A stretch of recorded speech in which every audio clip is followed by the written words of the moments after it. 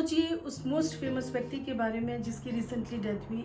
Social media, newspapers and broadcast channel हर जगह पे उन्हीं के चर्चे हैं। कुछ समय के बाद एक और न्यूज़ प्रकाशित होती है जिसमें बताया गया है कि वो व्यक्ति जो हैं वो दोबारा से जिंदा हो गए। सब जगह दहशत है, लोग जो हैं सदमे में हैं। ये कैसे हो गया? क्या मरने के बाद कोई व्यक्ति दोबारा से जिंदा हो सकता है? प्रियो, क्या पवित्र शास्त्र इस बारे में कुछ बयान करता है? आइए मिलके देखते हैं खुदा के कलाम के साथ। एक बार फिर से आपको पास्टर रैना का सलाम। प्रियो, यीशु मसीह का जन्म एक ऐतिहासिक घटना थी और उसी प्रकार उनका मृत्यु और पुनरुत्थान होना भी एक ऐतिहासिक घटना थी, क्योंकि उनके पुनरुत्थान के बाद जो थी दुनिया का इतिहास दो भागों में बंट गया। यीशु मसीह ने जन्म लिया, उन्होंने जीवन दिया, बलिदान किया, मृत्यु हुई और पुनरुत्थान भी हुआ। लेकिन क्या इस बात ने मानवता पे कुछ प्रभाव डाला? क्या हमारे जीवन में इससे कुछ फर्क पड़ा? आइए हम कलाम से देखते हैं। प्रियो, पहली बात जो हमने देखी वो ये है कि it change the conversation of people. Yeshu Masih के पुनरुत्थान ने लोगों की बातचीत का मुद्दा ही बदल दिया। यदि आप लूका उसका 24वां अध्याय को पढ़े तो यहाँ पे दो शिष्य हैं जो 7 मील की यात्रा पे साथ साथ जा रहे हैं। उनकी बातचीत का मुद्दा पहले कुछ भी हो सकता है उनके मन में कंफ्यूजन हो, डर हो, क्योंकि वो यीशु के शिष्य थे, वो अपनी पहचान छिपाने की कोशिश कर रहे थे। मुद्दा कुछ भी हो, कारण कुछ भी हो, परंतु अब उनकी बातचीत का मुद्दा जो था वो यीशु मसीह थे। तो देखा आपने, यीशु मसीह के पुनरुत्थान ने लोगों के कन्वर्सेशन को बदल डाला।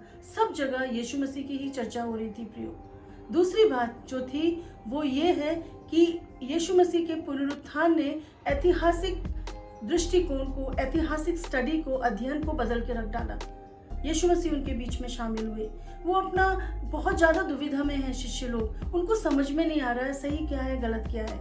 और यीशु मसीह ने वचन के द्वारा, बाइबल के अनुसार, मूसा की पुस्तक से शुरू करके नबियों की पुस्तक जो मलाकी पे खत्म होती है वहां तक उन्होंने बताया कि किस प्रकार पवित्र शास्त्र में यीशु के जन्म, मृत्यु, जीवन और पुनरुत्थान के बारे में पहले से ही बयान किया गया है।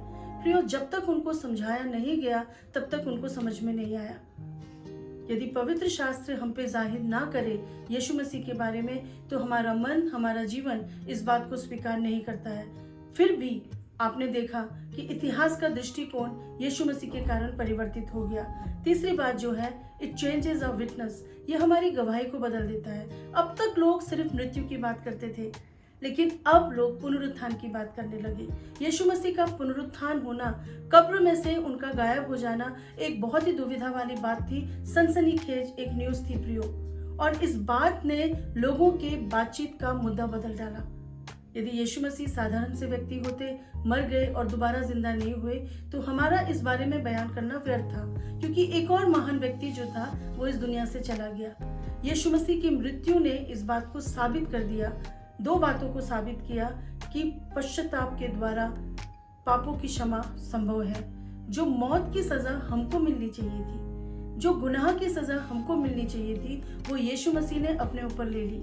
इस कारण यदि हम अपने जीवन में पश्चाताप करते हैं, पश्चाताप का मतलब है यू टर्न लेना। जिन बातों में आप उलझे हुए हैं उनको नहीं करना। जब आप यू टर्न ले लेते हैं तो आपके लिए क्षमा इंतजार कर रही होती है और उस क्षमा के द्वारा आप नया जीवन प्राप्त करते हैं। एक नया जीवन जिसमें आप अपने आप को परमेश्वर के साथ जुड़ा हुआ महसूस करते हैं। तो देखा आपने कि यीशु मसीह के पुनरुत्थान ने हमारे जीवन की दिशा को बदल डाला। क्या अब हमें क्या करना चाहिए इस बारे में? यीशु मसीह का पुनरुत्थान हो गया तो क्या, अब हम क्या करें? जरा सोचिए, आपके देश पे हमला हुआ है, दुश्मनों ने कब्जा करके रखा है, संचार व्यवस्था को बिल्कुल बंद कर दिया, कोई भी बातचीत का साधन नहीं है, परंतु हमारे देश की सेना बहुत बहादुर है। बड़ी बड़ी बहादुरी से उन्होंने दुश्मनों का सामना किया और हमारा देश जो था वो पराजित होने से बच गया। लेकिन ये न्यूज़ अभी ब्रॉडकास्ट नहीं हो पा रही है क्योंकि संचार के साधन अभी भी काम नहीं कर रहे हैं। लोगों की टोली बनाई गई और उन्हें बोला गया कि जब तक संचार के साधन एक्टिव नहीं हो जाते, आप पर्सनली लोगों को जाके बताइए कि हमारा देश एक बार फिर से आज़ाद हो गया है। आप कैसे लोगों को बताएंगे? फुसफुसा के, डर के, धीरे से, या फिर चिल्ला के?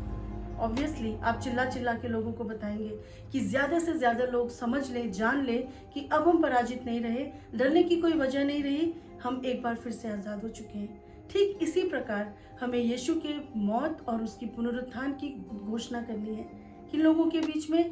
यहाँ पे राष्ट्रों का वर्णन है, एक या दो व्यक्ति नहीं, परंतु जातियों के बीच में, राष्ट्रों के बीच में हमें इस गुड न्यूज़ को, शुभ समाचार को लोगों तक पहुंचाना है।